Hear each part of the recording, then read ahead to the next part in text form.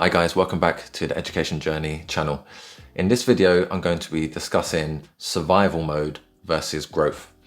And I found a really useful model developed by an American psychologist called Abraham Maslow. He's got a model or a framework called the hierarchy of needs. I think it's a really useful model in helping us to understand how our motivations impact our behaviors. It shows how our behaviors are driven by motivations that progress from basic to more complex. So he believes fundamentally, and it's something which I also believe in, that each of us have an inborn desire to reach their full potential. He calls it reaching a point of self-actualization, or striving towards self-actualization. But to achieve this state, people need their basic needs met.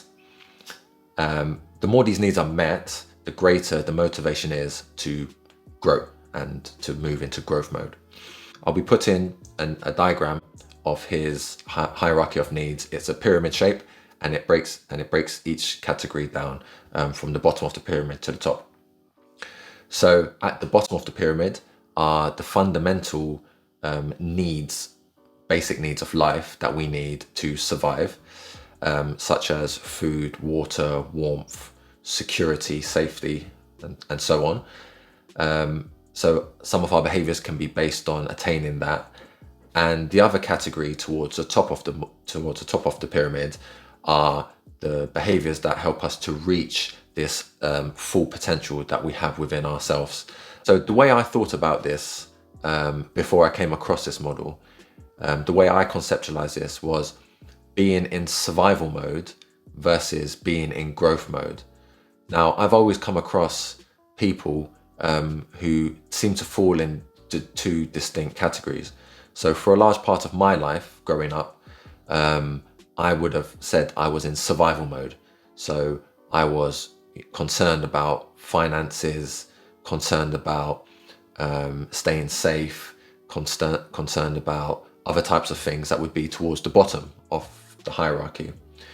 Whereas when I've come across a lot of people, even when I went to university and at some points earlier on in my life, where their families had achieved some of the things needed to meet those most fundamental and basic needs, and it always seemed to me like they were in a different state of being, and they were more in growth mode than myself.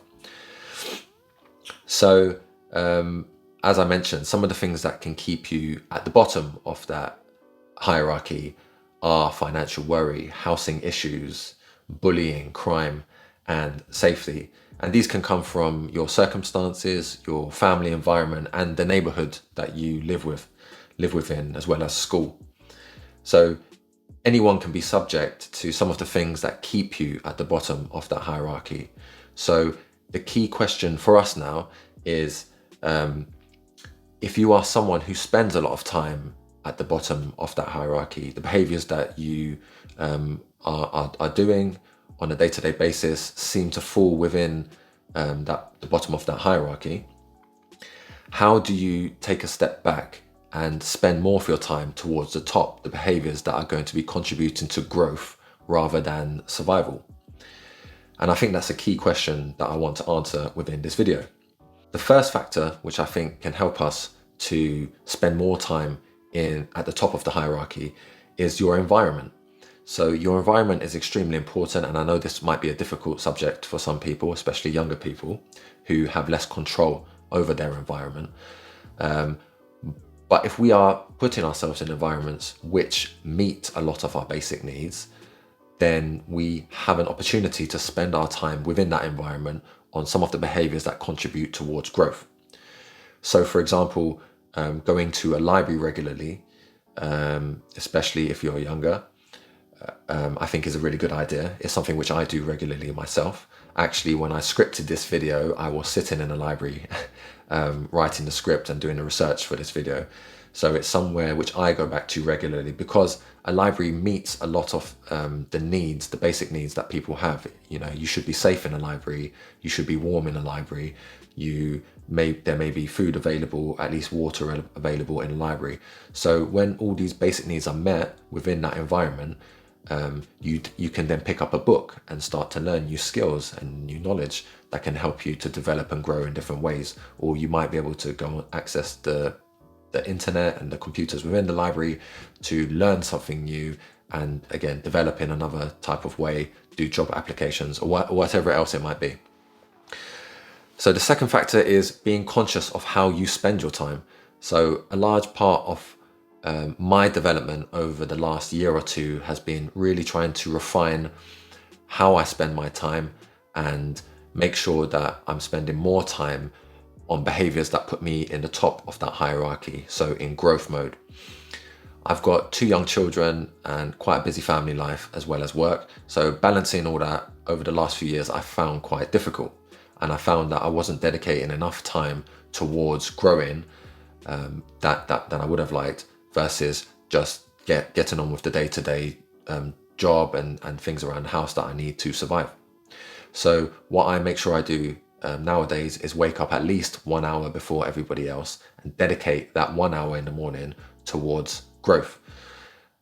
Reading new things, meditating, praying, doing the types of things which are going to contribute towards improving your skills, improving your mindset and things like that. Now, depending on your circumstances, it might be easier or harder to make changes to your day-to-day habits and routine and practices to shift more time towards growth. But I think if everybody looked at their habits and looked at their schedule, they will find that they can probably make some changes that can benefit them in a positive way. The next factor is the groups that you are part of.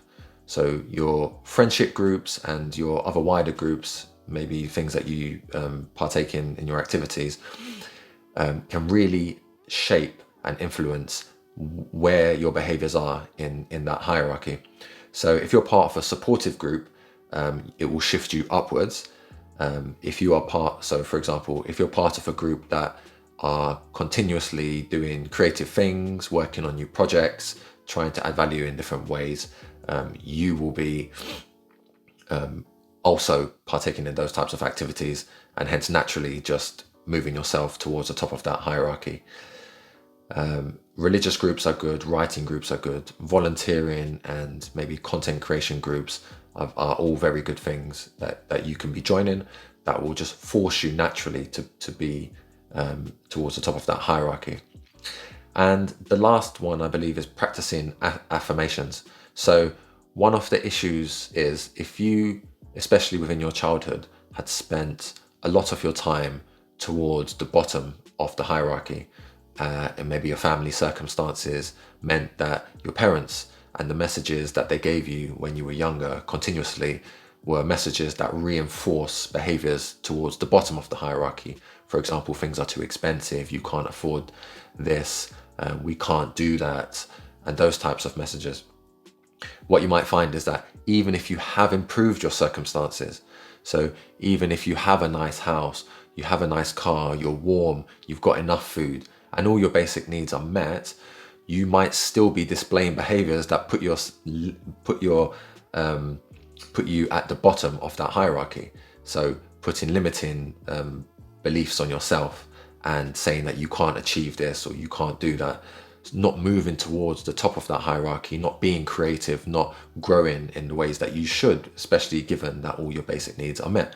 So one of the ways you can get over this or improve this situation for yourself is to practice affirmations, and this is something which I do myself. So I'll give you an example of some of the affirmations that I use. I try to do on a daily basis, but it doesn't have to be daily. You can, as long as you're doing them regularly, it's reinforcing the messages within your subconscious mind that will then hopefully manifest themselves in your day-to-day activity and tasks. So I say nothing is too expensive for me. I say I invest in things that help me to grow.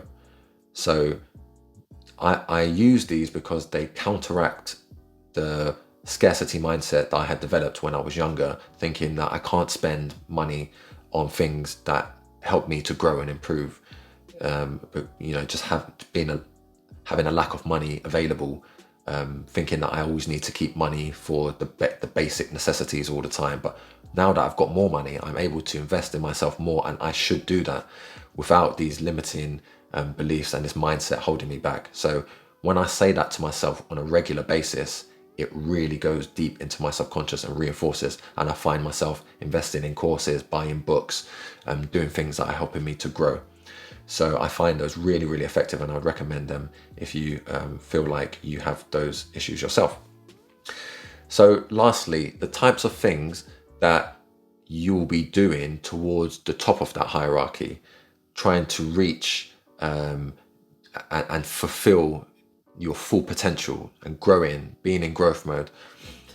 The types of things that you'll be doing are learning new knowledge and skills, being creative or working on passion-driven projects outside of the things that you have to do on a daily basis, adding value through different activities and helping others, problem solving to help you to achieve more in life, and reflecting on your moral values and trying to improve your behaviors and characteristics that are more aligned towards your morals and what you believe in. There are other things as well. This is not a fully exhaustive list, but I think those were some things just to give you examples of the types of behaviors that you will be doing when you're at the top of that hierarchy. So I hope this model, Maslow's hierarchy of needs, was really useful. If you like this one, give me a thumbs up, and I will catch you in the next one.